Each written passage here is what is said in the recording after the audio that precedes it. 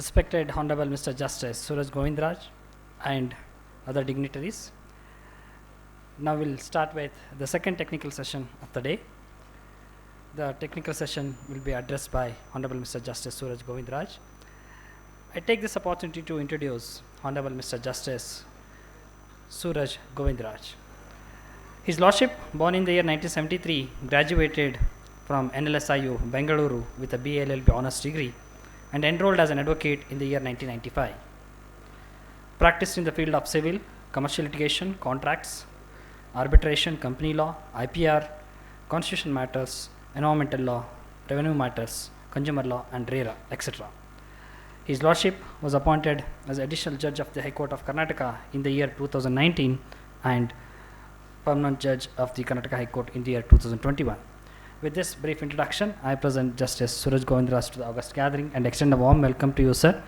And I request Dr. Chaitra Prasad, sir, to present a bouquet extending the welcome to Honorable Justice Mr. Suraj Govindaraj.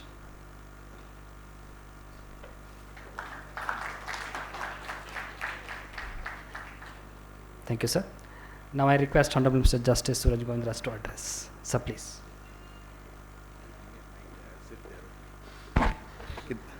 I'll sit there only with the mic. Yes, there's nothing much to be spoken of with everybody having spoken so much from morning on all the aspects of what judiciary is, how you could get into judiciary, and what are the things that are expected from the judiciary. From the judiciary by you and of the judiciary of you. So what I will do is I'll just straight away get into the question and answer session. And as Justice Shyam Prasad said, hope you're not that merciless with me. So now that you have lunch, some of you could also be dozing off. I'll let you start with your questions. Okay? Let me make it informal. I'll sit down peacefully over there.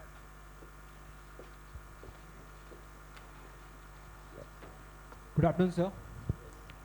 So my question is, there are to get into the judge, there are two types. Either give the judiciary exam or being evaluated from the bar to the bench.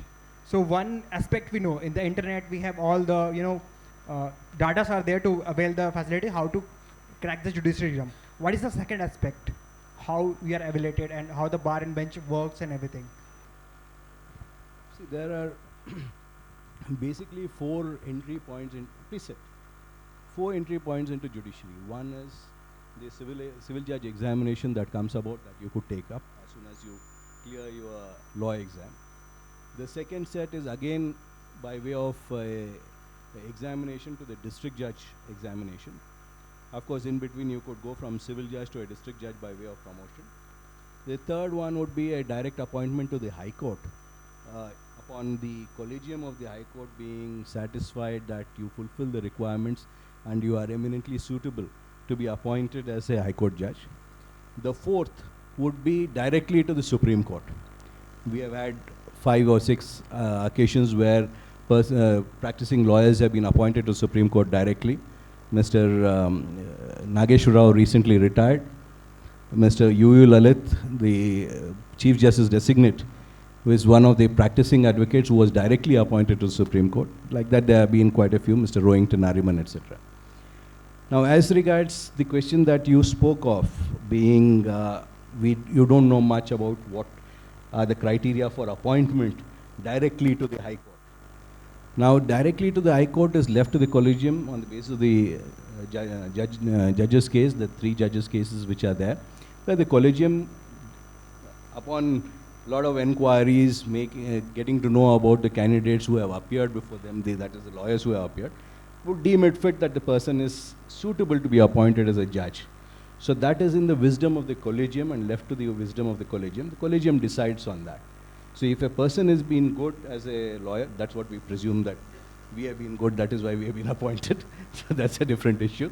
Is that if you've been performing reasonably well and if the integrity of a person, the candidature of the person is suitable, then the High Court Collegium could recommend. Of course, thereafter there is always IB report into the affairs of the person where the IB gets into, does an inquiry as to what your antecedents are, etc. So gives a report, then it goes to the collegium of the Supreme Court. The said collegium will recommend, then the government appoints. So there is a robust procedure which is there. It is not just that judges appoint judges. There is a robust procedure where not only the recommendation, it's only the collegium which recommends. Finally, the appointment which gets made by the president, there's a lot of procedure which goes through. It depends on you. Everything is dependent on you. Basically, just chill. Do what you want to do. Don't fret, don't get dazzled, don't get too much confused, or don't get too much pressurized in doing something that your peers or your parents or somebody else would say, because that doesn't work. What you are now, most of you may be in your between 19 to 22. What you are, at what stage you are, is probably 1/4 of your life. You still have 3/4 of your life ahead of you, out of which probably 2/3 of it is what you spend in the career, and then later on in your retirement. So this brings us back to that work-life balance question always, which comes about. What is it? What is work-life? If you like what you are doing, is it work? If you like what you're doing, you don't feel it is work. It keeps on happening. If you love it, you will do it. You will like to play sports. If you are a badminton player, you will love to play badminton from morning to evening without even a rest. You don't feel it. It becomes work when it is imposed on you, when you don't like it. So if you don't like what you're doing, stop doing it. Do something else which you like. It doesn't matter. You have your larger life in front of you. You don't need to be forced and stay in doing and do something which you don't like to do. Do what you love and love what you do. It won't be work. Work-life balance will automatically fall in place. I've had no problem as my 2.5 decades as a lawyer and 3 years as a judge. Do you see me in any kind of this one of being pressurized or not enjoying my life? I enjoy my life. I am happy with my life and grateful to the Almighty for everything that the Almighty has bestowed on me. There is no issue about work-life balance. So you choose. You want to be a civil judge immediately after taking up, after finishing law? Take up the exam, work towards it, and try and achieve it. No, you want to work for 7-8 years, then take up your district examination. Try and do that.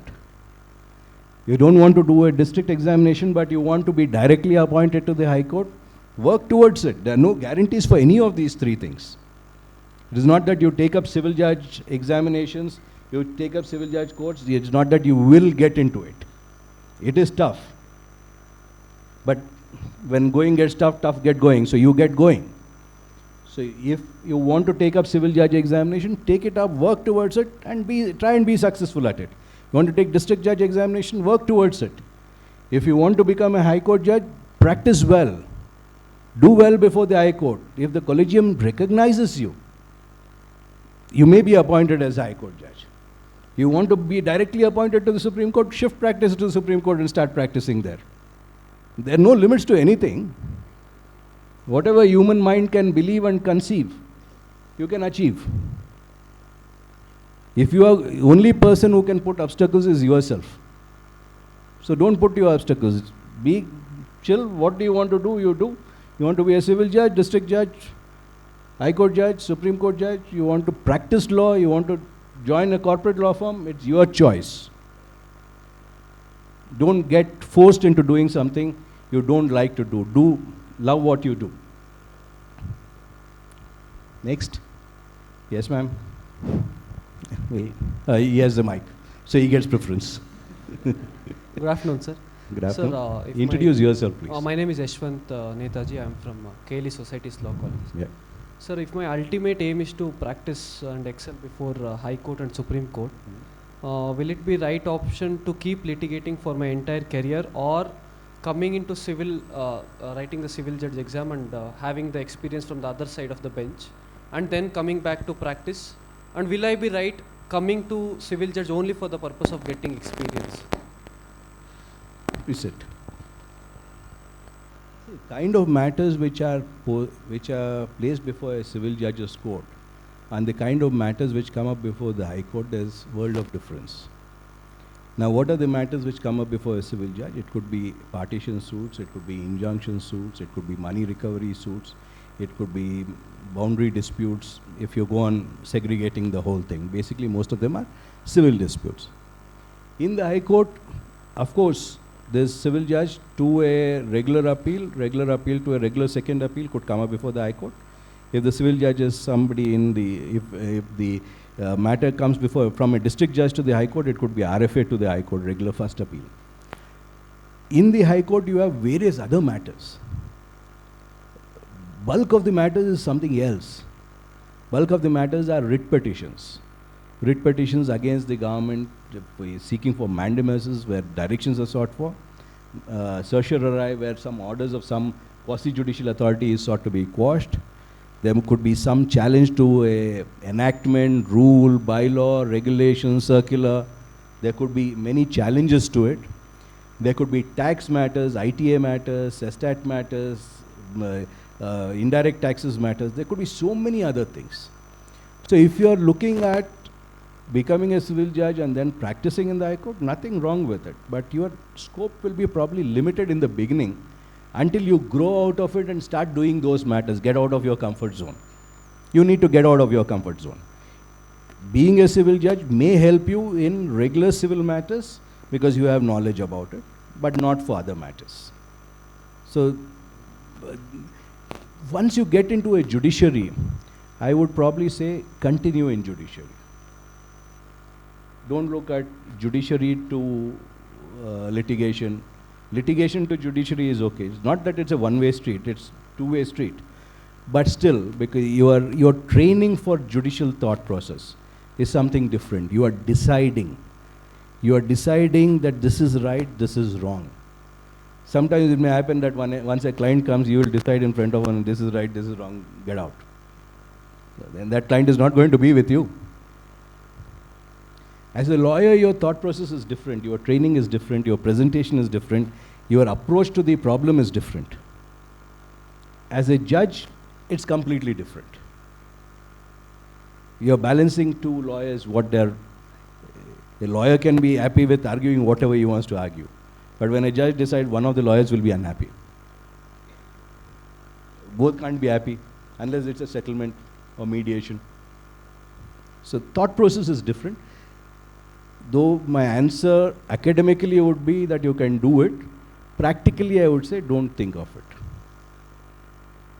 Next. Yes?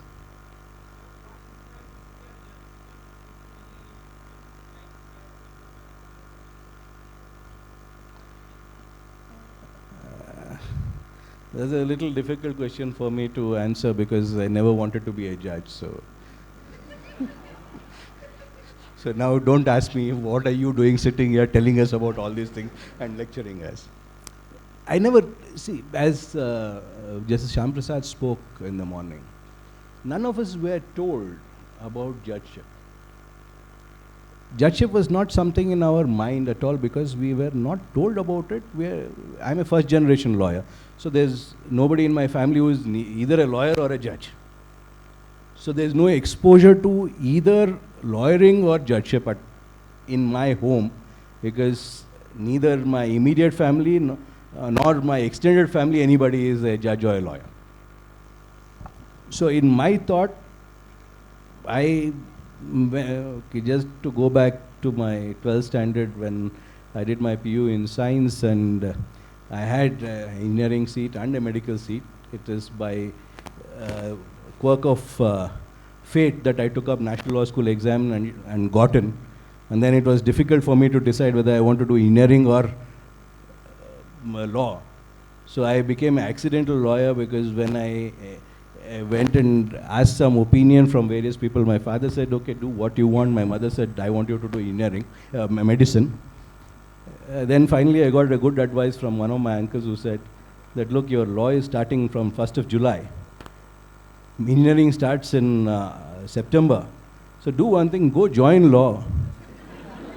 If you don't like it, come back to engineering. You have 2 months' time. I thought that was fantastic advice, which can come only practically by a person well versed in men and matters. And I took that advice. Fortunately, unfortunately, went and joined law school, never went to engineering. So I was an accidental lawyer. Judge, again, it was accidental, never thought of it. Probably the Almighty had something else in his mind. So that's how it became. And speaking of National Law School graduates, your question would have to be looked at in various different perspectives. The National Law School of India University got established, the first batch was enrolled in 1989, passed out in 1993. I am the third batch in 1995. Most of the other NLUs were established post 98, Nalsar was 98, first batch passed out in 2003. Thereafter, many other NLUs started. Some of the NLUs were only 5 years old. Now there are, of course, 20 NLUs. But the oldest being National Law School, which is, what, now 29 years. The first batch passed out 29 years ago. So if you look at 29 years ago, and we have 5 High Court judges today from National Law School, Bangalore. For 29 years, I don't think 5 is a bad number at all, especially when the number of students is restricted to only 60, and totally number of students who have passed out of National Law School, Bangalore is, you can't take, you'll have to take cutoff, 45 years if you take as a cutoff. Then probably the eligibility is only around 7 batches. 7 into 60 is 420. 420 may, if you have 5 High Court judges, I think that's a good strike rate. So I would disagree with you saying that it is not so. And the question which is built into your question is, as regard people who are practicing law as a litigator, if not for practicing, this 5 would not have become High Court judges. 1. 2, how many senior counsels are there from law school? There's so many senior counsels in Bangalore. There are probably around 6 or 7 senior counsels from law school in Bangalore. Correct me if I'm wrong. There are probably around 15 senior counsels in Delhi and 4 or so in Bombay, and probably 2 in Chennai and 1 in Calcutta from what I know of. That's quite a sizable number. Again, if you speak of 420 with 35 senior counsels, 5 High Court judges, that's a good number. That's an excellent strike rate. Next. Yeah. Sir, I'm a SJRC student. In general parlance, the society has been giving us the impression that corruption is very rampant in every walk of life.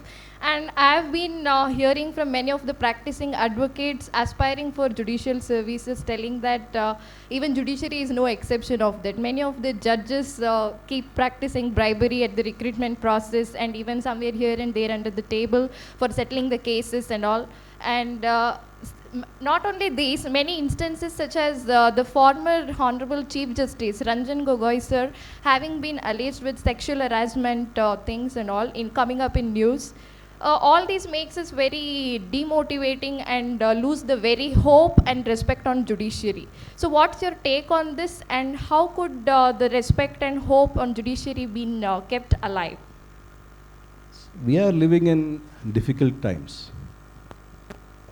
Or as the Chinese proverb goes, we are living in interesting times, and it's a good time to live in. Now, if there are issues that you have heard about as regards corruption, etc., to answer you in a different way, I would say that insofar as the judiciary is concerned, I guess most of you would agree with me that the judiciary is not such, is not put in such a situation in regard to corruption as politicians or the bureaucracy is. Having said that, let me just quote Mahatma Gandhi ji, "Be the change you want the world to be." Now, you are in a situation today, at the age that you are in, and in a position to take up civil judges exam or to practice law, or as some of you, as somebody who has done 8 years practice, somebody was saying in the morning, could to take up district judges exam. You be the change you want to see. It is not the question of what is there, but what could be also is a question. Now, insofar as corruption as such is concerned, I don't think it is as bad as people try to make it, or it is not that there at all. It is a question of probably sour grapes. One lawyer has to be unhappy. The problem nowadays being faced is probably that the lawyers are promising too much to their clients, and they are promising that they are going to win this case, because if he doesn't promise that, he doesn't get that case. So finally he has to answer his client to say, what happened? You promised me. So there has to be somebody to be blamed. Who else to blame? Then that guy sitting there who can't say anything.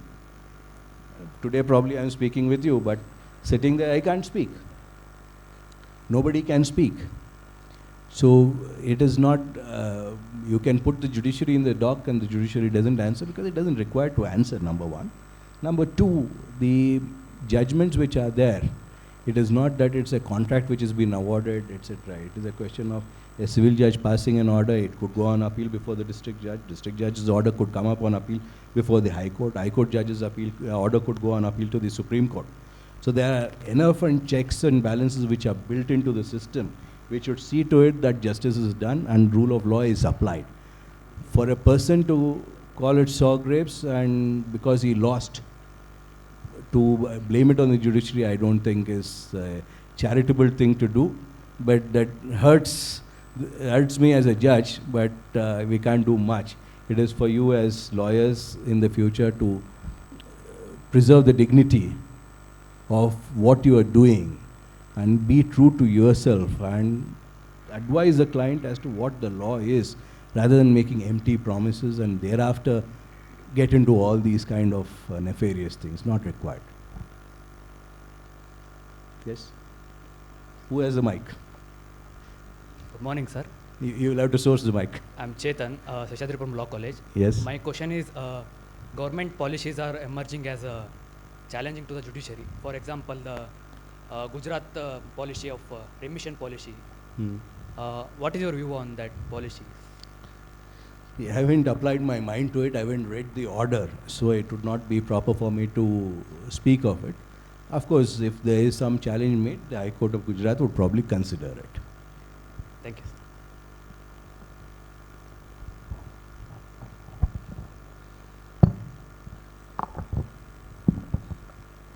Yesterday I was studying RTI. I gone through the question, like whenever the judge gives the judgment, it's a discretionary power of the judgment to give the judgment, and I cannot have the right to ask him on what part of the question or the judgment he gave the judgment.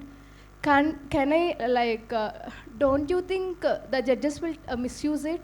And being the citizen of India, can't I say that my Article 19 and 21 are violated? Can I say that all the law we are studying is only for class, not in our real life? Let me understand your question. You were yesterday studying RTI. Yeah. Okay. In RTI, you have got this question of a judge passing an order on discretion. Is it a RTI question or is it a judgment of the judge? It's a judgment of the judge. So how is RTI related? Like I was studying the cases in the Supreme Court related cases in the RTI, then I gone through these. You're in which year? I'm in my 4th year. 4th year. What's your name? Harshita. Harshita, there's nothing which can be without reason. No order can be passed by any court without reason.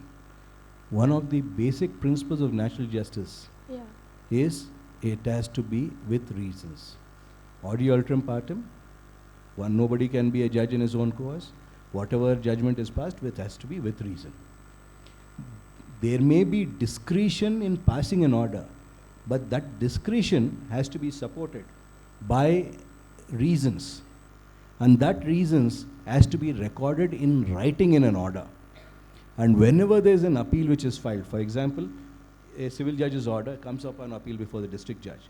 The district judge will assess the said order on the basis of the reasoning which has been provided, along with the law which is applicable to it. So it is impossible for a judgment to be without reasons. If at all the judgment is without reason, the appellate court will more often than not set it aside because there is no judgment at all. So, but if you think in everyday life, I can say that these laws are only for our classrooms. I cannot see nowhere applying outside of our classrooms. Which law is not applied? Like every laws, if you Give take one example. all the laws are violated, sir. It's not one example. Their laws are violated. Laws being violated doesn't mean that the courts are not, it doesn't get decided by the court. There is a section 300 saying murder is an offense, but murder will happen. Can murder be stopped? It will happen. But once there's a violation, there's a recourse to it under law. Anything, it could be a person encroaching upon a property, it could be a person assaulting a person, it could be a dowry issue, it could be a IPR infringement, it could be anything. There will be violations. It is presumed that there will be violation. Just because there is law doesn't mean that there won't be violation. How it is dealt with by the court is what we are speaking of it. And when the court deals with it, there will be reasons which are given. I hope that answers it.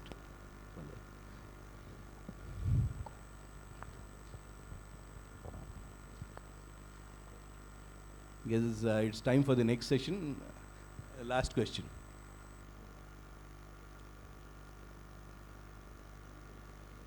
So, we have seen a video wherein a judge was scolding an IAS officer because he has not put his collar button, and but the IAS officer was in presentable manner only. Is judge justified in behaving in that manner with the IAS officer?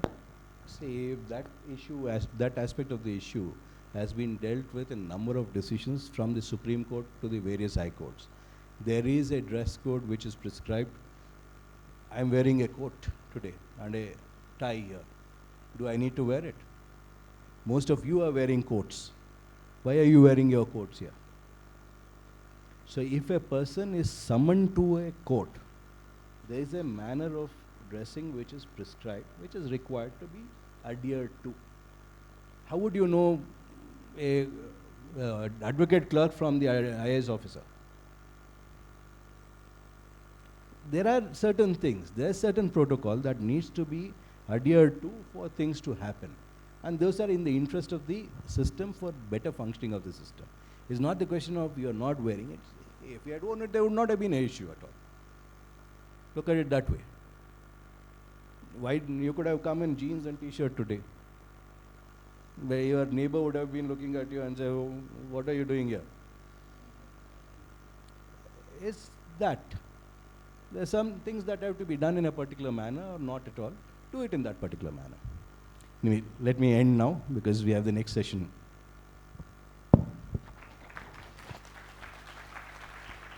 Thank you very much, sir. I extend a heartfelt gratitude to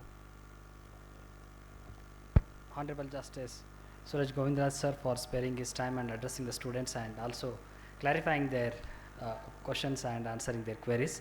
Thank you very much, sir.